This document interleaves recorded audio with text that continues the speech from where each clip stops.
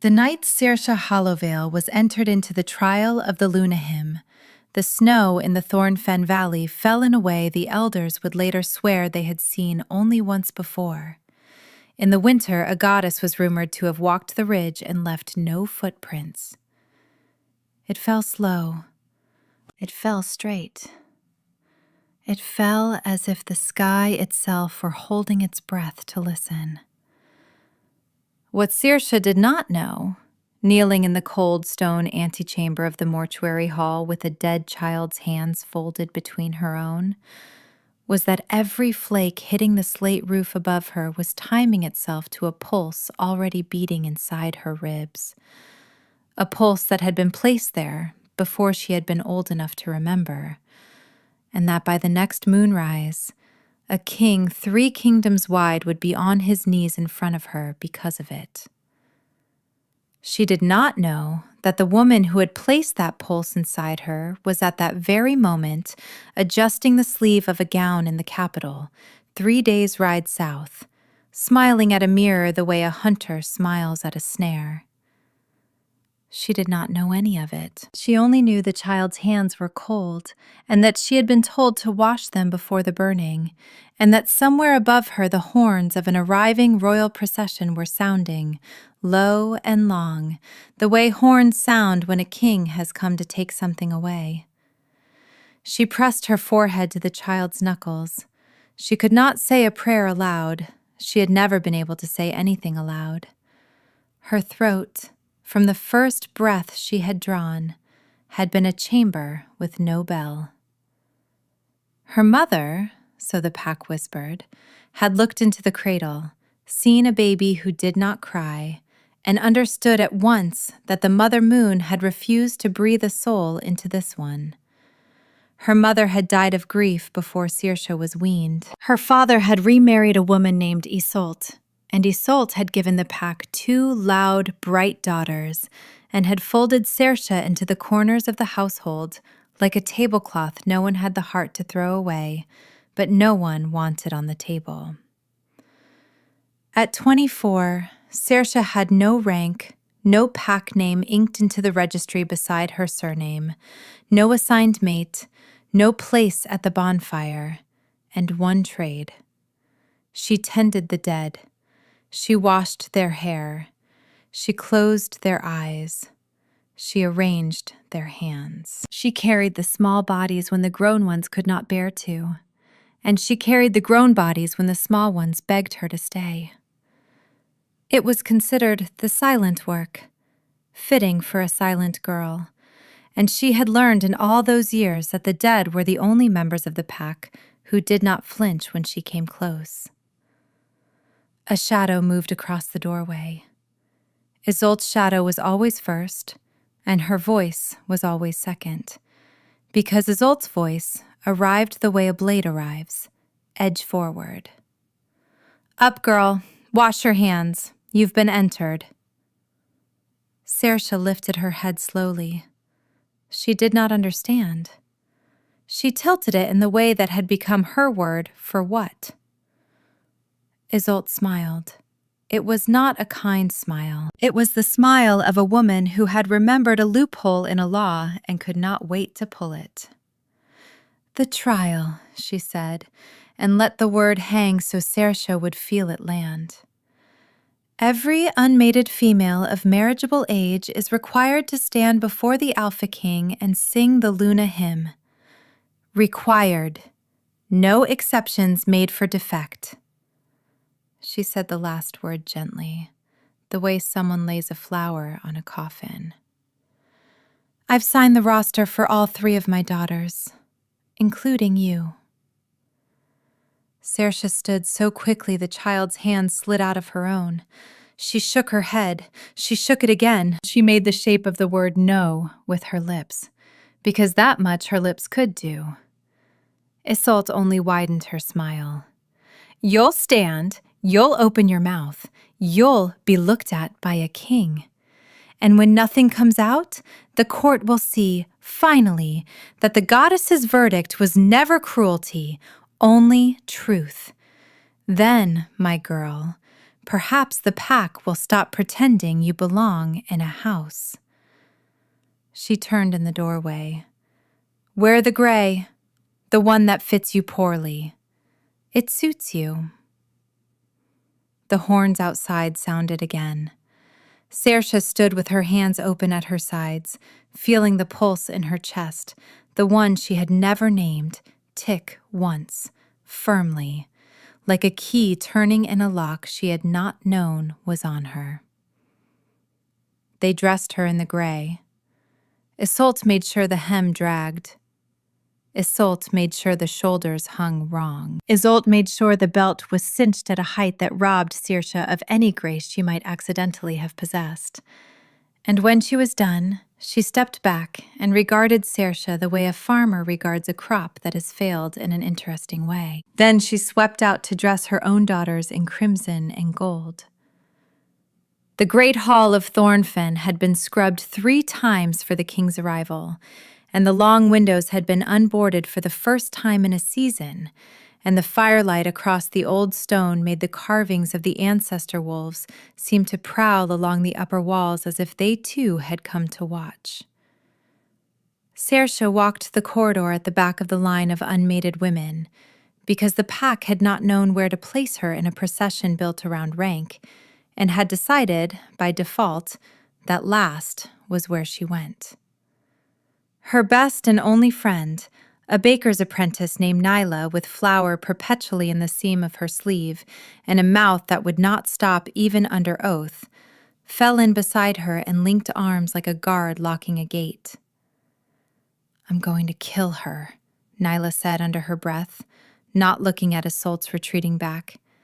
"I'm going to kill her and bake her into a pie, and I'm going to feed the pie to her own goats.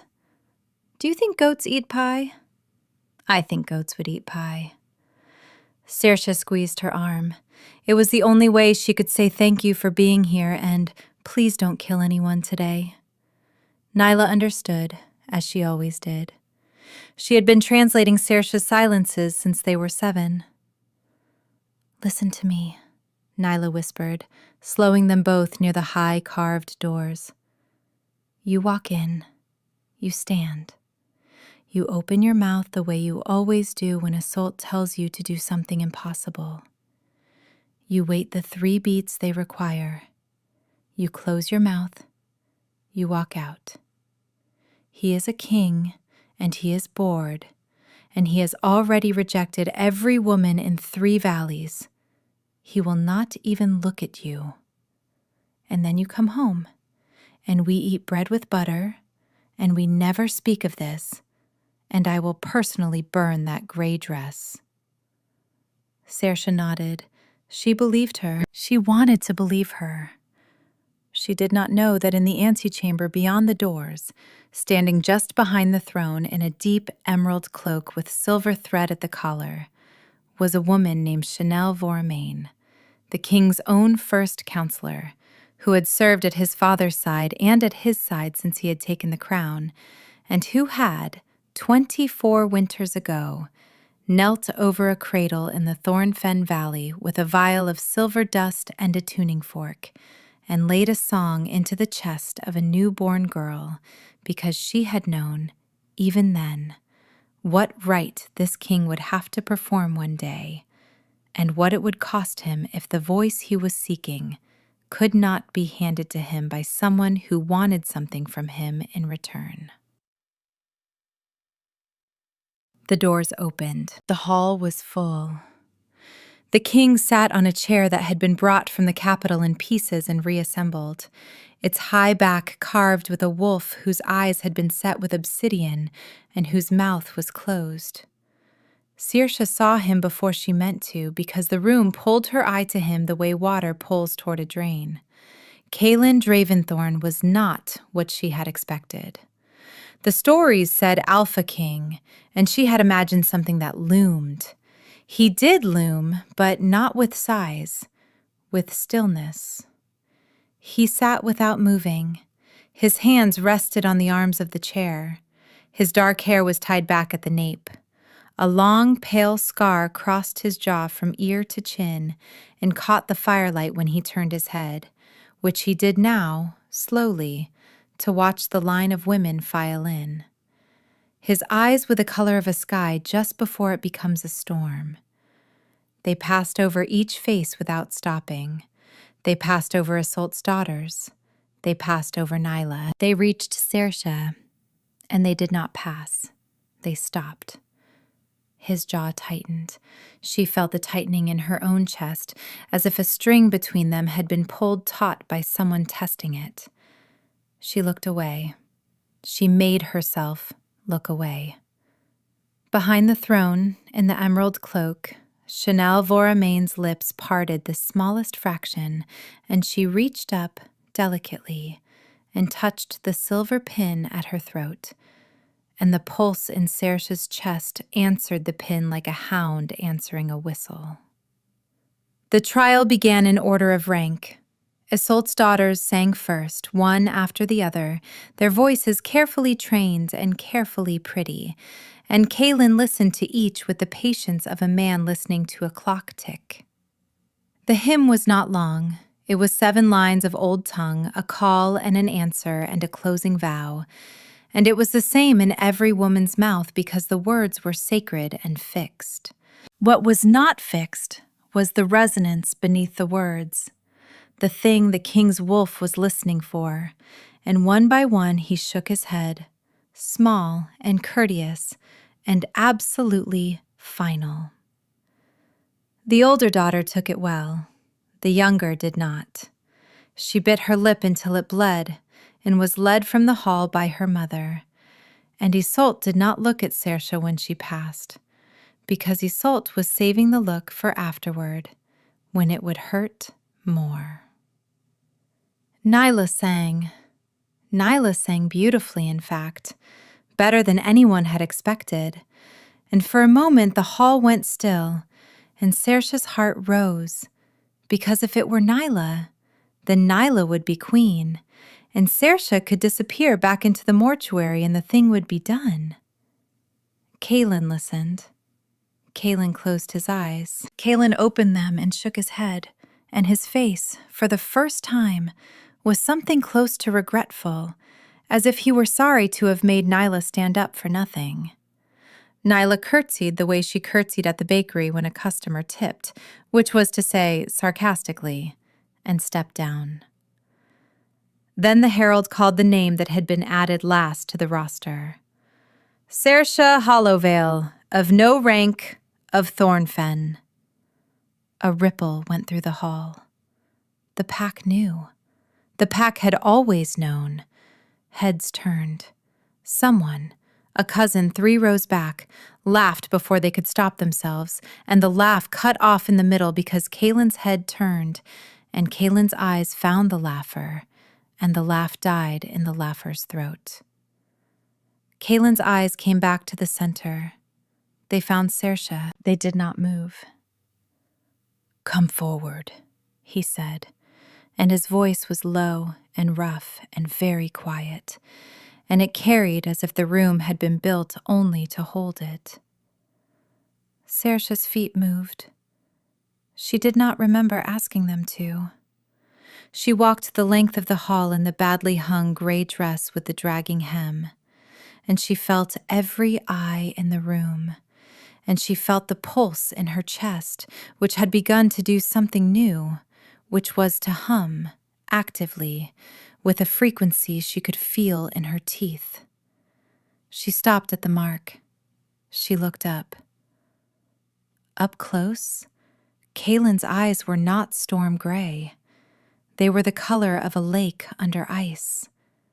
He was looking at her the way a man looks at something he has been told exists but has never seen. "You know the hymn," he said. It was not a question. It was a courtesy, a warning, an out. She could have shaken her head. She could have ended it there. She did not shake her head. She did not know why. She lifted her chin the smallest fraction. His nostrils flared once, almost imperceptibly.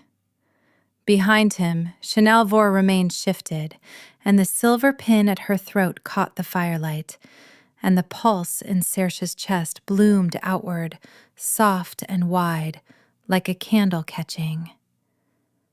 "Sing then," Kalin said, and his voice cracked very faintly on the word sing, and only someone listening for it would have heard. Sersa opened her mouth. The hall held its breath. Her throat did what her throat had always done, which was nothing. No sound climbed her windpipe. No note formed on her tongue. Her lungs filled and emptied around a silence as complete as the silence at the bottom of a well. And the air around her, the air between her and the throne, the air trapped in the high stone rafters and pressed against the tall windows and rising through the floorboards, began to sing. It sang in her voice. It sang a voice no one in the pack had ever heard, because no one in the pack had ever heard her voice. And yet every person in the hall knew, at once, in the part of the wolf beneath the skin, that the voice in the air was hers. The first line lifted. The second answered itself. The third opened out into the old tongue's long vowel, a sound like a bell struck underwater, and the carvings on the walls seemed to lean in to hear it. Kalin Draventhorn went to his knees. He did not stumble. He did not lurch. He set one knee and then the other onto the stone, with the exact, deliberate motion of a man accepting a verdict that has been owed to him for a long time. And his head bent, and his hands pressed flat to the floor on either side of him, and his shoulders shook once, only once, with the force of something breaking open inside him. The hymn finished. The air went still. Sersa closed her mouth. Kalin, still on his knees, lifted his head. He was looking at her as if she had reached into his chest and set something on fire that he had thought long extinguished. "Mine," he said, and the word was not loud, but the hall heard it, because the hall had been built to hold his voice. "By the old law and the new, mine. Before any objection, before any contract, before any claim prior to this moment, I name her and I take her, and I will answer with my blood for it." Isolde made a sound. It was not a word. It was the sound a woman makes when a trap she has set closes on her own hand.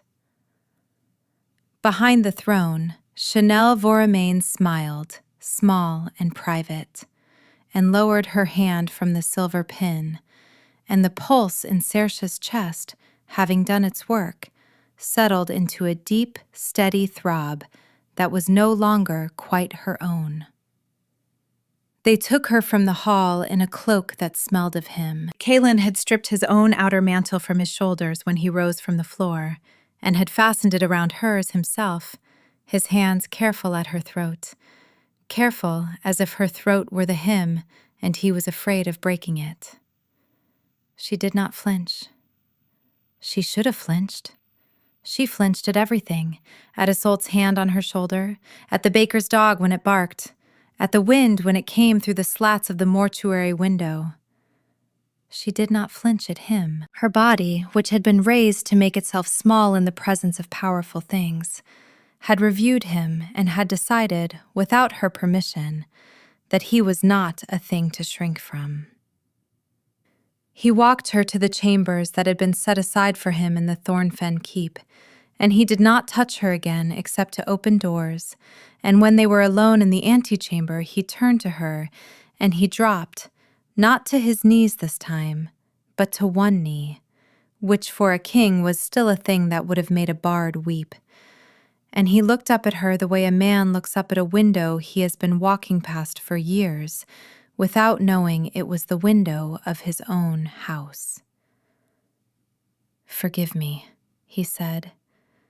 His voice was low and rough, the way the stories had said, and she understood now that the roughness was not menace. It was the sound of a voice that had not been allowed to be soft for a very long time. I claimed you in front of a court before I had asked your name from your own mouth. I will not pretend I had a choice. My wolf has been listening for that sound since I was a boy. If I had not spoken, I would have died in that chair. But you had a choice, and I took it. So I am asking now, Sersa. He said her name the way a priest says a word he has only read and never spoken, with reverence and with fear of mispronouncing it. Will you come with me to the capital? As my mate, as my queen, as yourself, and nothing else I can't earn. She stared at him. She could not answer with sound. He seemed to understand this. He waited. He did not rush her. His hand, the one not braced on his knee, was open at his side, palm up, empty, an offering without an ask. She thought of the mortuary. She thought of the cold hands of the child she had been washing when the horns began.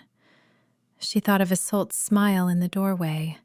She thought of Nyla saying, "We never speak of this," and she knew, with a pain she did not understand, that she would never again sit in a kitchen with Nyla and eat bread with butter, because whatever she answered to this man, her life was no longer the shape it had been an hour ago. She lifted her hand. She set it, very lightly, on his. His breath left him all at once, as if he had been holding it since he had seen her in the line.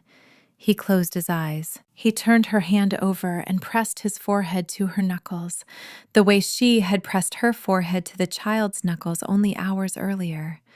And she felt, through the back of her hand, that he was shaking.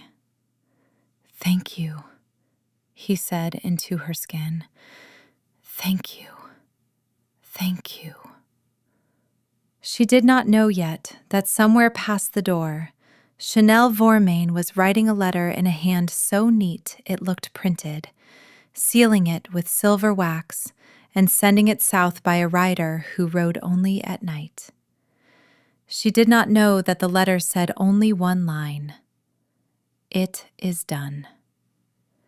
She only knew that a king was kneeling on the floor of a borrowed chamber with his forehead against her hand, and that the pulse in her chest for the first time in her life felt less like something living inside her and more like something that had been put there and had finally been called home.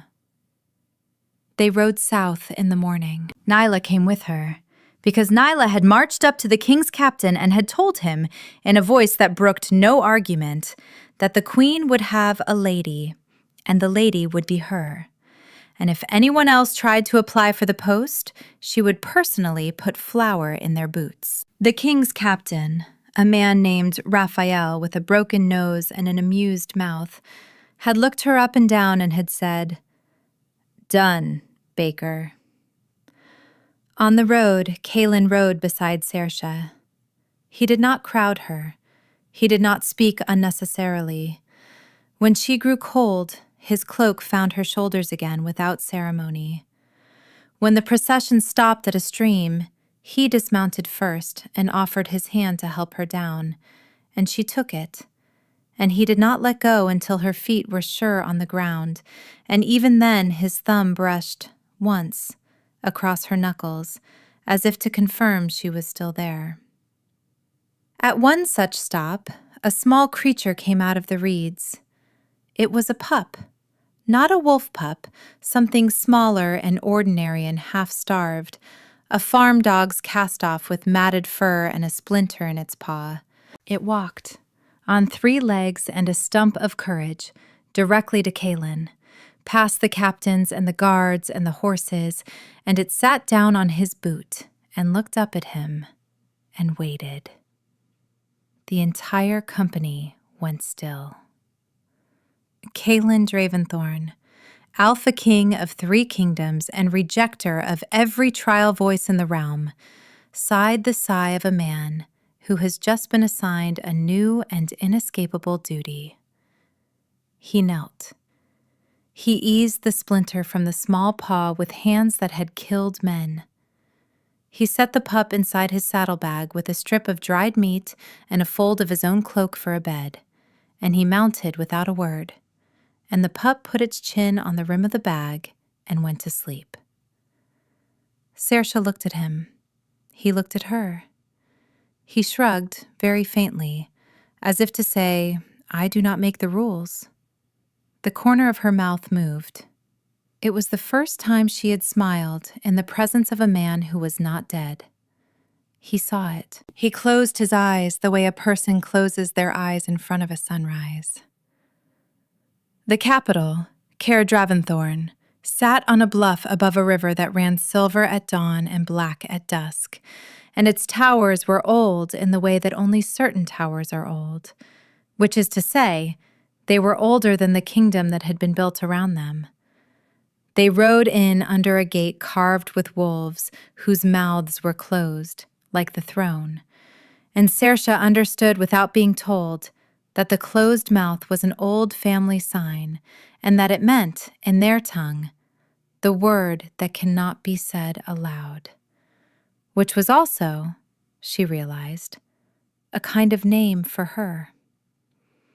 They were met in the inner courtyard by the court.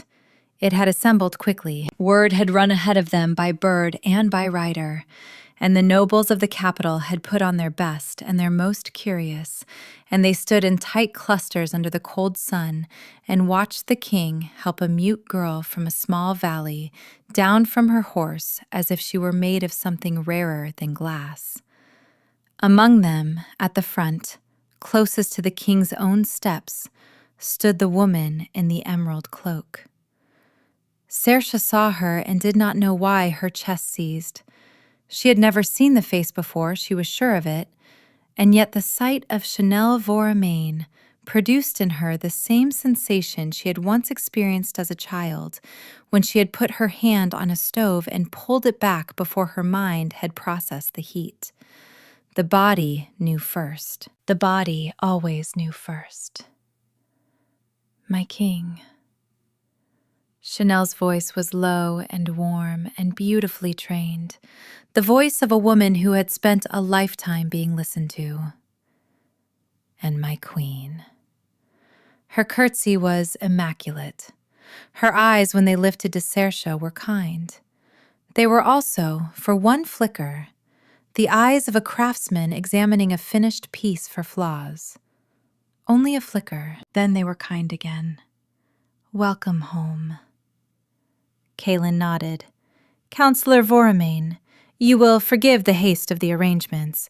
There will be a formal presentation at the full moon. Until then, the queen will rest, and she will be shown the house, and she will choose what she wants from it. What she does not choose will be removed." Chanel inclined her head. "As you say." She turned her smile on Sersa. "My lady, anything you require, anything at all. My door is the second on the west corridor. Do not hesitate." Sersa inclined her head the smallest fraction. Her pulse, the one in her chest, did something she did not understand. It quieted. It quieted the way a dog quiets when its master walks into the room. She turned her face away quickly so that Kalin would not see whatever was on it.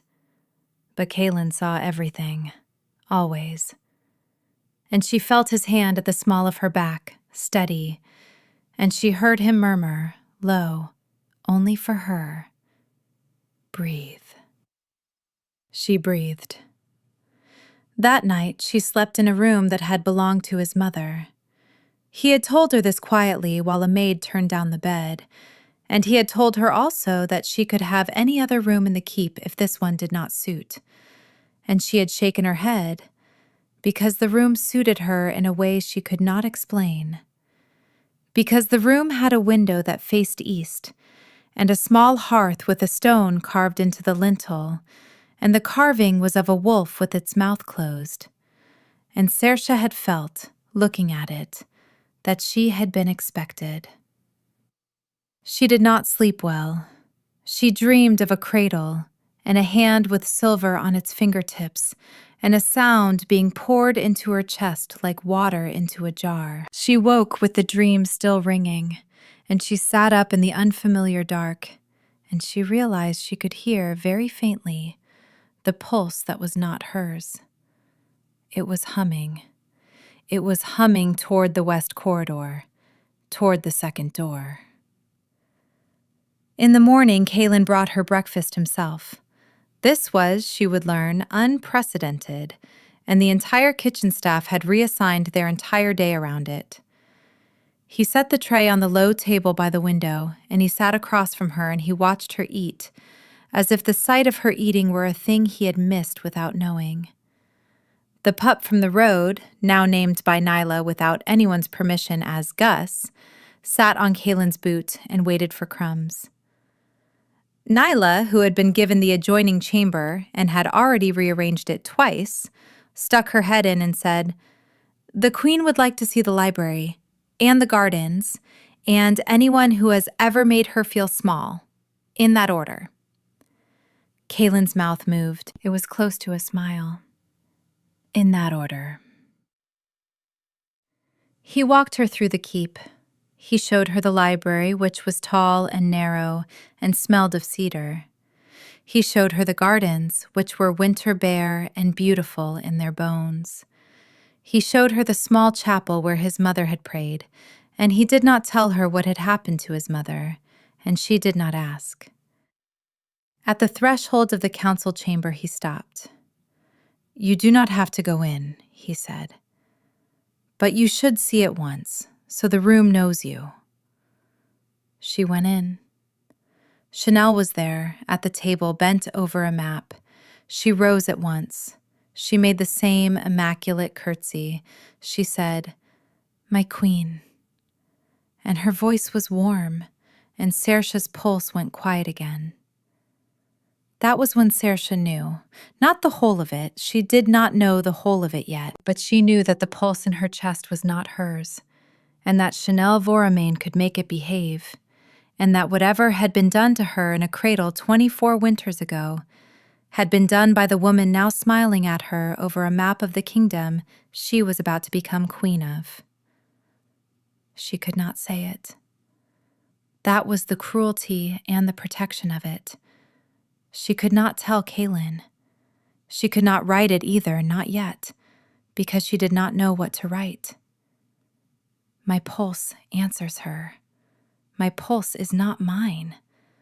My pulse was put in me. He would believe her. She knew, with the kind of knowing that has nothing to do with evidence, that he would believe her the instant she asked him to. That was precisely why she could not yet ask. Because Chanel Voramain had been his mother's counselor and his father's, and had raised him in the years after his mother died, and Sersa had watched him speak to her with the easy deference a son gives to an aunt who has earned it, and she had seen, in the quick way Chanel had touched his sleeve at the end of the council meeting, that the woman loved him in her way, which was the most dangerous kind of loving, the kind that does not preclude using.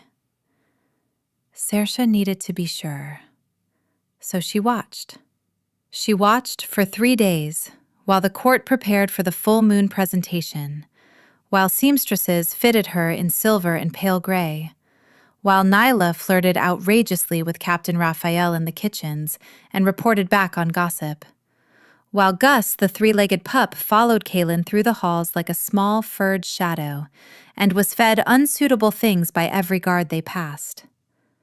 She watched and she learned. She learned that Chanel went each evening, alone, to a small room off the west corridor that had once been a treaty room and now, officially, held only her private correspondence. She learned that Chanel wore the silver pin always and touched it when she was thinking. She learned that the pulse in Sersa's chest quickened when Chanel was angry and softened when Chanel was pleased, and dropped almost to nothing when Chanel touched the pin. She learned, most importantly, that Kalin's own wolf was restless around Chanel in a way Kalin had not yet noticed. He had told her this himself, in bed, on the second night, when he had asked to share her room and had promised, with the gravity of a man vowing before a priest, that he would sleep above the covers and would not touch her except to hold her hand if she wished it. He had kept the vow. They had lain side by side with the length of a blanket and 1,000 years of wanting between them, and he had held her hand, and he had said drowsily, "My wolf is strange tonight. He paces. He has paced since we came through the gate." She had turned her face toward him in the dark. She had squeezed his hand. He had understood the squeeze as comfort. It had been a warning, and she had not yet known how to make him understand. On the third night, she made him understand another thing. He had not meant to kiss her. She knew this because he had told her, at the door of the chamber, that he would not kiss her until she had been his long enough to know she could say no to him and be obeyed. And she had nodded, and they had gone inside, and Gus had claimed the rug by the fire, and then Kalin had turned to pull the curtains, and his sleeve had brushed her wrist, and she had, without thinking, caught his sleeve, and he had turned back and looked down at her, and she had lifted onto her toes, and he had bent, because he was a man who understood invitations, and their mouths had found each other in the firelit dark with the careful, disbelieving slowness of two people who had been promised to each other before either of them had been born. He tasted of winter and iron and the faintest trace of the wine at dinner. His hand came up to her jaw and his thumb brushed the corner of her mouth, and he made, against her lips, a sound that was not quite a word, a low, broken syllable that her pulse answered before her heart did. She pressed closer. He let her. He did not grip. He did not take. He let her climb him the way a climbing plant climbs a trellis, slow and sure and her own pace. And when her hands found his collar, he pulled back, the smallest fraction, and rested his forehead against hers. "Sersa," he said, "if you want this, I will stop pretending I can wait. Tell me." She nodded against his forehead. She nodded once, twice, a third time for certainty. He made the broken syllable again. His hands moved to the laces at her throat. And then, through the door, through the stone, through the long corridor that ran to the west, a bell began to toll. Not the hour bell, the alarm bell. Kalin's hands stopped. His head came up. His whole body changed in an instant from lover to king. And he was at the door with his blade in his hand before Sersa had drawn a full breath. "Stay," he said. He looked back at her once. His eyes were already the color of the lake under ice. "Please, stay here. Lock the door." He was gone. Gus rose from the rug, hackles up, and went to the door and whined. Sersa stood with her hand pressed to her mouth, feeling the shape of his kiss still there, and the pulse in her chest, which was not hers, gave a single, small, satisfied throb. The throb of something that had just caused exactly what it had intended to cause. The bell was for the stables. A groom had been found dead. The story, by the time Sersa learned it from Nyla the next morning, was that a border lord named Gaunt Merowyn, a brute of a man with a claim against the crown older than Kalin's own father, had sent an assassin into the capital to kill the king's new bride before the presentation could take place, and the groom, coming back late from an errand, had seen the assassin and been killed for it. The assassin had been caught trying to climb the east wall. He had been Merowyn's man, there was no question. His cloak had Merowyn's sigil sewn inside the lining, the kind of mistake a man makes when he has been told to make sure he is identifiable in case of capture. Kalin, when Sersa saw him at dawn, was furious in a way she had not yet seen him be, a cold, coiled fury that made the guards in the corridor step back as he passed. He came to her chamber. He knelt by the chair where she sat. He took her hands. "I will ride out tonight," he said. "I will take his keep before the moon is full. I will make an example of him that the border lords will not forget in 3 generations. You will be safe here. The capital is mine. My guard is doubled around you. Chanel has offered to sleep in the outer chamber personally. Raphael stays. You are not to leave the keep." He pressed her knuckles to his mouth. "I will come back to you in 4 days. We will finish what the bell interrupted. Do you understand me, Sersa?" She nodded because she could not do anything else, and she watched his eyes, and she tried, with everything she had, to say with her face what she could not say with her mouth. "Do not leave me alone with her." He did not read it.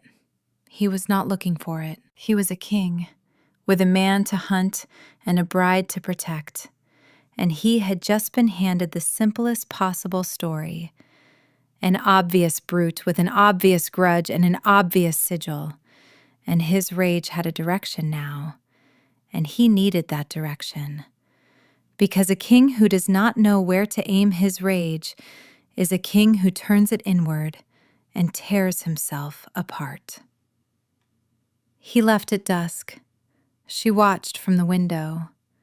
He looked up before he rode under the gate. He pressed his hand to his chest, over the place where, in the stories, the Bontum lived, and she pressed her hand to the same place on her own body, and the thing under her palm that was not her pulse hummed back at him, and he smiled, because he did not know, and he was gone. Chanel came to her that night. She did not come as a counselor.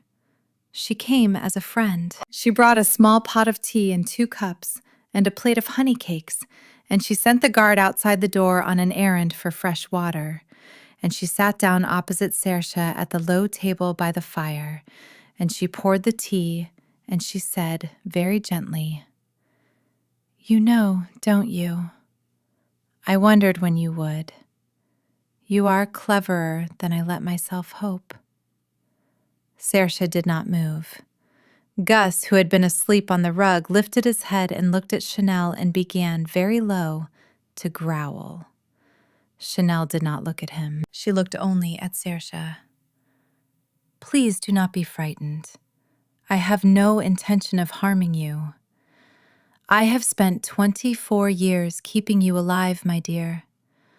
I went to your mother's bedside when you were 3 days old, and I laid the resonance into your chest, and I have been, in my way, your godmother ever since.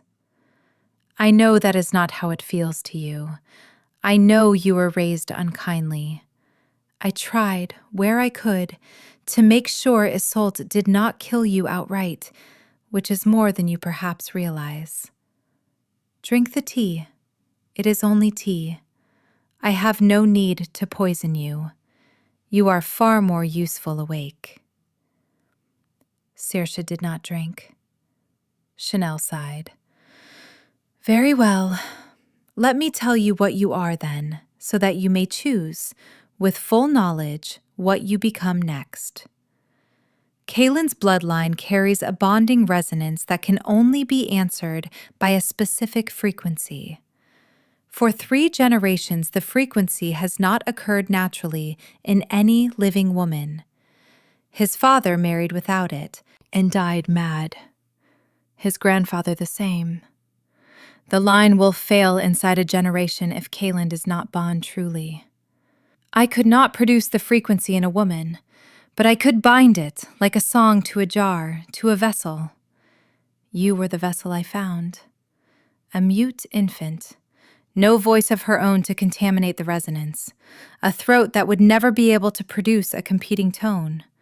A body raised in obscurity, unlikely to be noticed, unlikely to be courted, unlikely to be ruined before the trial. I asked the moon for a vessel. The moon gave me you. Her eyes were wet. They were genuinely wet. This, Sersa understood, was the most terrifying part. Chanel believed herself. I did not do this for me, child. I did it for him, for his father's house, for the kingdom. You were the price. You have, now, the rest of a queen's life in front of you. You will be loved. You will be safe. He will never know, and I will never tell him, so long as you do not. Sign the bond at the full moon. Bear his child. Live. That is all I ask. I will be at your side every day of your reign. I will counsel you as I counseled his mother. When you die, very old, in a bed surrounded by your grandchildren, I will be buried at your feet. Do you understand what I am offering you? Sersa looked at her. Sersa, who could not speak, who could not write fast enough, who could not, in this moment, do anything, did the only thing she could. She picked up the teacup, and very deliberately, she tipped it onto the floor. The tea spread across the stone. Gus barked once, sharp. Chanel's face did not change, but something behind it did. Ah, she said softly. You think you will tell him. She set down her own cup. My dear, he has gone to kill a border lord whose only crime, in truth, was being in my way. The assassin in the stable wore Merowyn's sigil because I sewed it into the lining myself. Kalin will return in 4 days with Merowyn's head on a spear and a story the court will love. And you will stand beside him in silver and sing him a hymn your body cannot produce without me. And you will smile, because the alternative is that I touch this pin at my throat and the resonance I put in you goes quiet, forever. And when he reaches for you across a bed in 2 years, or 5, or 10, his wolf will find nothing to answer, and he will know, and he will never forgive you. Because by then he will have loved you, and the thing he loved will have been a lie. She stood. She smoothed her skirts. Sleep on it, child. I will be in the second door on the west corridor. When you decide, come to me. Do not be long. The moon is in 4 nights. She left. Gus went to the spilled tea and sniffed it and growled at it, and then came and pressed his small warm body against Sersa's foot. And Sersa sat in the firelit dark and understood, finally, that she had been born into a story that was not hers, and that the only way to make it hers was to end it. She did not sleep. She sat at the window and watched the moon rise a little fuller than the night before, and she thought. She thought the way she had always thought, which was silently, carefully, turning a problem the way she had once turned the hands of the dead to place them correctly in the shroud. She could not speak. She could not warn him by writer. Chanel controlled the correspondence. She could not leave the keep. The guard had been doubled with men Chanel had helped choose. She could not write a letter long enough to carry the truth before the pin at Chanel's throat did whatever the pin could do. She had 4 days. She had 4 days and a 3-legged dog and a best friend with flower on her sleeves, and she had the thing in her chest that was not hers. And, she realized slowly, she had one more thing. She had the fact that the thing in her chest was not all that was in her chest. There was something else. There had been something else all her life, underneath the bound resonance, quieter, older, hers. She had mistaken it for the silence. She had spent 24 years believing that where her voice should have been, there was only absence. And she understood now, sitting at the window with Gus's warm weight on her foot, that the absence had been a door, and behind the door was something Chanel had not put there, because Chanel had only put the resonance on top of it, and had not, perhaps, known what was underneath. She pressed her hand to her chest. She listened past the bound hum. She listened underneath. Far down, quiet, like a second heartbeat, something answered. It was warmer than the resonance. It felt, if she had to give it a shape, like light held inside a bell. It was, she thought, hers. She did not know what it was for yet, but she knew, with the certainty she had previously only ever felt about the dead, that it was hers, and that Chanel did not own it. That was where she would begin. In the morning, she sent Nyla to the library. She sent Nyla with a list. She could not speak the list, but she could, laboriously, write it. And Nyla could read anything Sersa wrote, even if it was written left-handed and shaking. The list was small. It said, old bloodlines, mute-born, resonance, bindings, silver. Nyla read it. Nyla did not ask. Nyla said, "Give me the day." Nyla came back at dusk with 3 books and a face that had lost some of its color. "Sersa," she said. She sat down heavily on the rug. Gus climbed into her lap uninvited. "Sersa, there was a line, an old line. The Hollowail name isn't just a pack name. It's older. It's a line of singers. Not singers like bards, singers like the ones the old tongue calls breath carriers. They weren't supposed to produce sound. They were supposed to channel it. The hymn you sang in Thornfen, the way the air sang it instead of you, that's what they did. The whole line. They were wiped out 300 years ago in a purge because the kings before Kalin's bloodline were afraid of them. The books say the last of them was a child hidden in the border valleys. They say her descendants would not know what they were until one of them was made to sing. She looked up. "Sersa, she didn't put the song in you. She unlocked it. And she told you she put it there because she needs you to believe she can take it back." Sersa stared at her. The pulse in her chest, the one she had thought was not hers, went still for a moment, as if it had heard itself described and was embarrassed. The quieter thing underneath, the warm one, the bell, beat once, firmly, as if to say yes. She put her hand on Nyla's shoulder. Nyla nodded. "I know," she said. "I know. Okay, what do we do?" Sersa pointed at the window, at the sky, at the moon that was fattening toward full.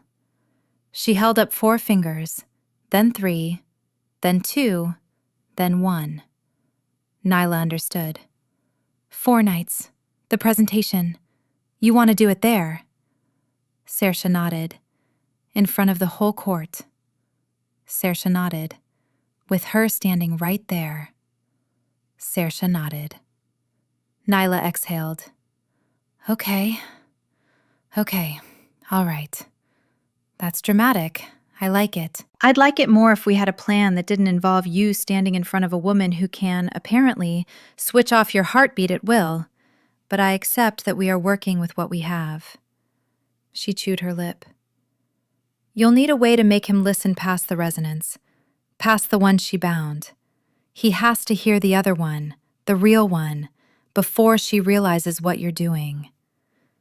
Sersa nodded again. She pointed to her chest.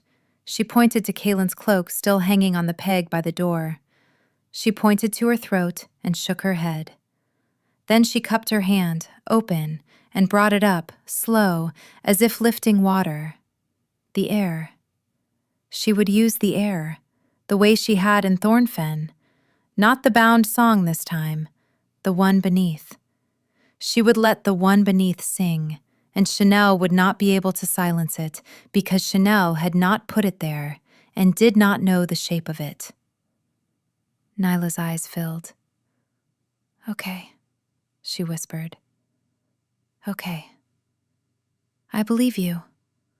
I believe you, Sersa Hollowail, breath carrier, queen of nothing and everything. Tell me what I do." Sersa wrote on the parchment, "When he returns, bring him to me before she does. Alone, any way you can." Nyla read it. Nyla folded the parchment into her sleeve. "Consider it done," she said. "I have been making eyes at Raphael for 4 days for exactly this sort of emergency." She left to find him. Sersa stayed at the window. Gus settled across her feet. The moon rose one night closer to full. Kalin returned on the evening of the 4th day, a day earlier than expected, with Merowyn's banner reversed on a spear, and blood dried into the scar on his jaw, and an exhaustion in his shoulders that only left him when he stepped into her chamber and saw her. He crossed the room in 3 strides.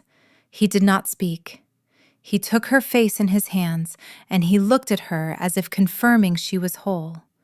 And then he rested his forehead against hers, and his breath shook out of him, and he said, "I missed you. I did not know I could miss anyone this much. I am sorry. I am so sorry it took 4 days." Behind him, in the doorway, Raphael stood with his arms folded, nodding at Nyla. Nyla closed the door. She locked it. She stood in front of it with her back to the wood like a woman guarding a vault. Sersa lifted her hand. She placed it on Kalin's chest, over the scar on his collarbone, over the place where his own Bontum lived. She tapped, lightly, 3 times. She had taught him this on the 2nd night. It was the sign for listen. He stilled. "Listen," he said. He drew back enough to see her face. "I am listening." She stepped back from him. She lifted her hand again, and she touched her own chest. And she made, with her mouth, a shape he had seen before, which was the word no. She touched her chest again. She made the shape again. "No, not mine." She saw his brow furrow. She pointed to the west corridor, to the 2nd door. She made the shape of the word mother because it was the closest shape she had for counselor, for godmother, for the woman who had been in his house since he was a boy. She made the shape of the word pin. She tapped her chest again, harder. "No, not mine." She could see him trying to keep up, and she could see him beginning, slowly, to understand. And she could see, under the understanding, the terrible thing she had been afraid of, which was not disbelief, but the first wound of betrayal, landing in a place he had not yet had time to armor. "Chanel," he said. Not a question, a checking. She nodded. "The song in Thornfen. You were telling me." He swallowed. "You were telling me she put it in you." Sersa held up her hand. She wobbled it, yes and no. She shook her head. She tapped her chest again, lower this time, lower than the bound resonance, and she closed her eyes, and she listened, the way she had taught herself to listen these last 3 nights, past the hum Chanel had placed there, down to the warm bell underneath, and she let it, for the first time in her life, rise. The air in the chamber changed. It did not sing the hymn. It sang something older, something without words, a single sustained note that seemed to come from the stones themselves, low and warm and unmistakably alive.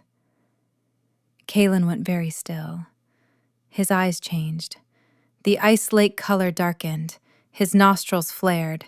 His wolf, she understood, was sitting up inside him and listening the way a dog listens to a whistle only it can hear. That, he said slowly, is a different sound. She nodded, eyes still closed. The note held. She let it hold. Then, with effort, she let it go. The air went quiet. She opened her eyes. She was trembling. He caught her before she fell. Sit down, Sersa, look at me. He guided her to the chair. He knelt in front of her. His face was the face of a man who had just been handed a map of his own house that showed rooms he had never seen. The hymn in Thornfen, that was the bound one, the one she put in you. This one, the one you just made, this is yours. She nodded, and she does not know about this one. She nodded again, and she wrote on the parchment Nyla passed her, the rest, the vessel, the cradle, the pin, the frequency, the line of Hollowail breath carriers the old kings had tried to erase, the decoy she had sent him to kill, the presentation tomorrow night, the plan. He read twice. His jaw worked. His hands, when he set the parchment down, were shaking very faintly, the way his shoulders had shaken in the Thornfen hall when he had first knelt. She raised me, he said, to the floor. She held me when my mother died. She taught me how to hold a pen. He stopped. He breathed. He lifted his head. His eyes, when they met Sersa's, were no longer the color of a lake under ice. They were the color of a lake when the ice breaks. You. His voice was low and absolutely steady. Not the song she put in you. You. Your line. Your breath.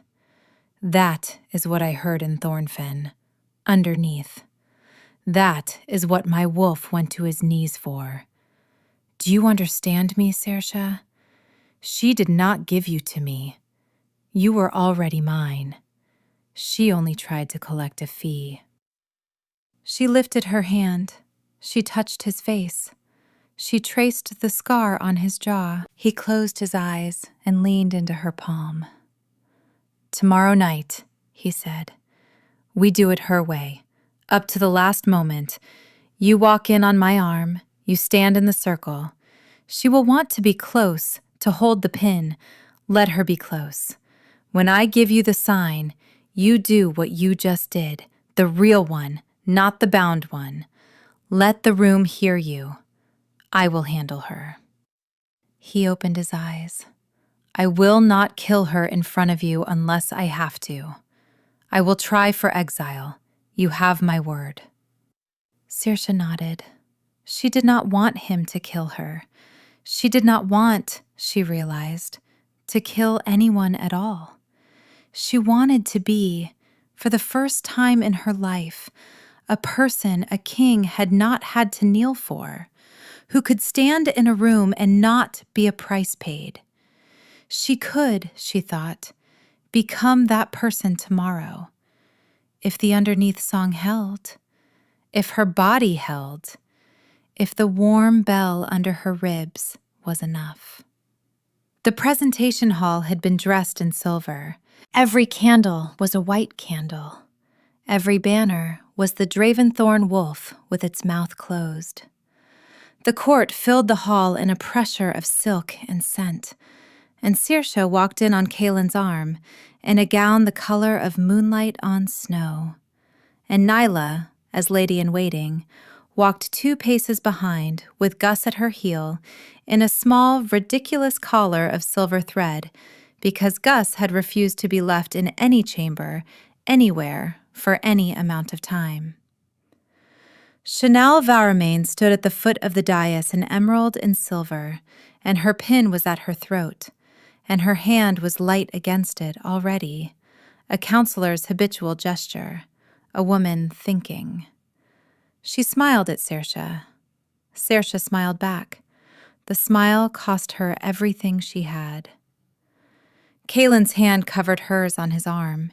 He squeezed once. Steady. They climbed the dais.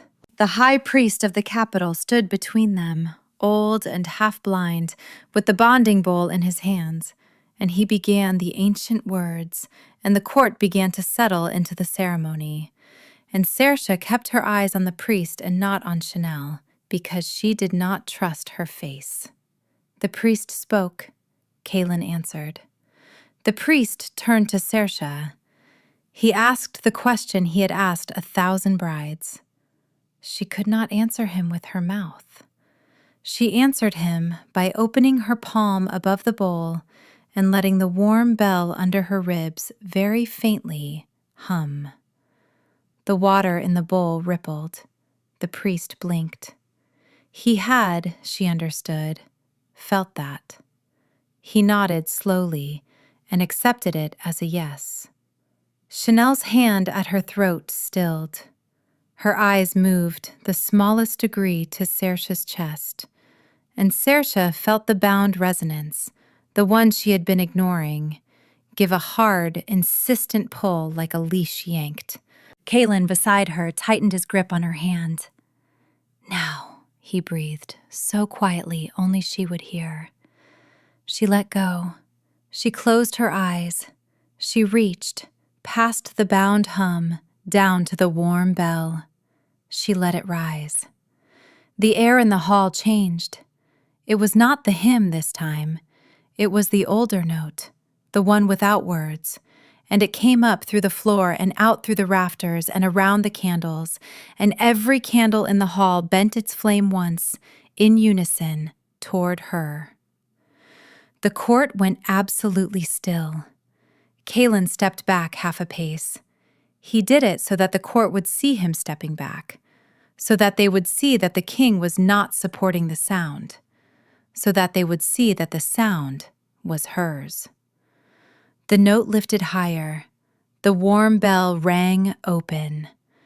Sersa felt, for the first time in her life, a power that was not borrowed. It answered her the way a creature answers a person who is fed it every day of their life without knowing they were doing it. It answered her emotion, not her command. She thought, quite clearly, protect him. And the note bent around Kalin like light bending around a stone. She thought, show me what is wrong here. And the note reached and found, at the throat of Chanel Varamain, the small silver pin. Chanel's hand was already on it. She had been waiting. She pressed. Sersa felt the bound resonance in her chest try to collapse inward, the way a hand closes around a candle to snuff it. It pulled. It dragged. It would, she understood with a clinical clarity that surprised her, have taken her heart with it, if her heart had been the thing it was tied to. But her heart was not the thing it was tied to. The warm bell was, and the warm bell was hers. The bound resonance collapsed. It collapsed around nothing. It fell out of her like a coat falling off a peg, and the pin at Chanel's throat, having been tuned to that exact frequency for 24 years, had nowhere to put what it was holding. It kept pulling. It kept pulling at what it had been bound to. It found, in the hall, only one throat that still carried the signature of its old work, which was the throat of the woman who had wrought it, and it pulled there. Chanel's eyes went very wide. She made a small sound. Her hand, still pressed to the pin, began to shake, and she could not lower it because the pin would not let her. The court gasped. Kalin moved. "Take her hand off the pin," he said to Raphael, who was already moving. "Do not let her die here. She will answer for this in a court, not in a hall." Raphael reached for Chanel. Sersa, without thinking, let the warm bell go a fraction brighter. She thought, live, because she did not want a death in the hall, not her first night, not at the end of a hymn, not in front of a king who had already lost too many of his own. The bell brightened. The pin under the light of it cracked. It did not cut Chanel's throat. It fell in 2 pieces onto the silver floor, and Chanel sagged forward into Raphael's arms, alive, pale, shaking, her whole face the face of a craftsman who has watched her life's work break itself into honest pieces in front of her. The warm bell in Sersa's chest dimmed. She was, she realized, about to fall. Kalin caught her. He caught her before her knees had finished remembering they were knees. He lifted her into his arms in front of the entire court, and he did not say anything for a long moment, because he did not need to. Because the hall had seen what the hall had seen, and the Draventhorn wolves along the walls with their closed mouths looked, in the candlelight, as if they were smiling. "Witness," Kalin said quietly to the priest. "Witness that she is my queen by her own voice and no other. Witness that the claim made in Thornfen is confirmed here, not by the song that was placed in her, but by the song that was always hers. Witness that Chanel Voramain is taken into custody for the crime of binding an infant against her will, and for the deaths committed in preparation of this rite, including the man in my own stable." The priest, trembling, witnessed. The court, trembling, witnessed. Chanel, in Raphael's arms, lifted her head. Her eyes found Sersa's. They were not kind now. They were not cruel either. They were, for the first time, the eyes of a woman seeing another woman, plainly, without a use attached. "I did not know," she said. Her voice was hoarse. "I did not know there was a song underneath. Forgive me, I thought I had made you. I see now I only uncovered you. That is worse." Sersa, in Kalin's arms, lifted her hand. She did not have the strength to write. She did not have the voice to speak. She did the only thing she could. She nodded, once, the way she had nodded at the dead when she closed their eyes. It was not forgiveness. It was acknowledgement. It was enough. Chanel bowed her head. Raphael took her away. The hall exhaled. Spring came late that year to Caer Draventhorn, and when it came all at once. The snow on the bluff melted in a single week. The river under the walls ran high and silver. The gardens, which had been bones when Sersa had first walked them, put up green so thick the gardeners complained happily to anyone who would listen. Chanel Voramain had been exiled to a stone house on a northern island with a staff of 3 and an allowance of books and no access to silver. And Kalin had gone once to see her, and had come back and had not spoken of the visit, but had held Sersa through the night without letting go, and Sersa had understood and had not asked. Iseult in Thornfen had been stripped of her position and her house, and had been given a small cottage on the pack's edge and the right to live out her life in it, because Sersa had asked, in writing, that she not be killed, and Kalin had honored it, because Sersa had asked. Nyla had married Raphael in the keep gardens in a small, loud ceremony in which Gus had been the ring-bearer, and had lost one of the rings and had been forgiven instantly. The border lords had sent tribute and apologies, and, in the case of Merowyn's heir, a very cautious request to be allowed to keep the family keep, which Kalin had granted because Merowyn the Elder, it turned out, had not known about the assassin in his cloak, and his son was a decent man who liked horses. The capital had found, in its new queen, a figure easy to love. She did not speak. She did not need to. She walked the markets in the mornings and touched the shoulders of the old and the hands of the children. And the children, who had been told she could not speak and who therefore did not expect her to, chattered at her in run-on sentences about the weather and the cats and the price of plums. And she listened to all of it. And the old women said approvingly that a queen who listened was worth 10 who lectured. Sersa sat on a morning in late spring in the garden that had belonged to Kalin's mother, on a stone bench warmed by the sun, with Gus asleep on her foot, and a basket of bread beside her, and her hand resting lightly on the small new curve of her belly. Kalin came out from the council chamber in his shirt sleeves, because the capital had discovered that the king did not wear his coat in his own garden. And he sat down beside her, and he put his arm around her shoulders, and he looked down at her hand on her belly and said, softly, "How is he today?" She shrugged. She smiled. She tapped her chest twice, low, calm. He kissed her temple. Good. Let him stay calm. I don't want a son who kicks in meetings. He was quiet for a while. A bird sang in the apple tree. Gus sighed. Nyla tells me, Kalin said carefully, that the babe hummed yesterday when you were baking. Sersa nodded. She had felt it. It had been small.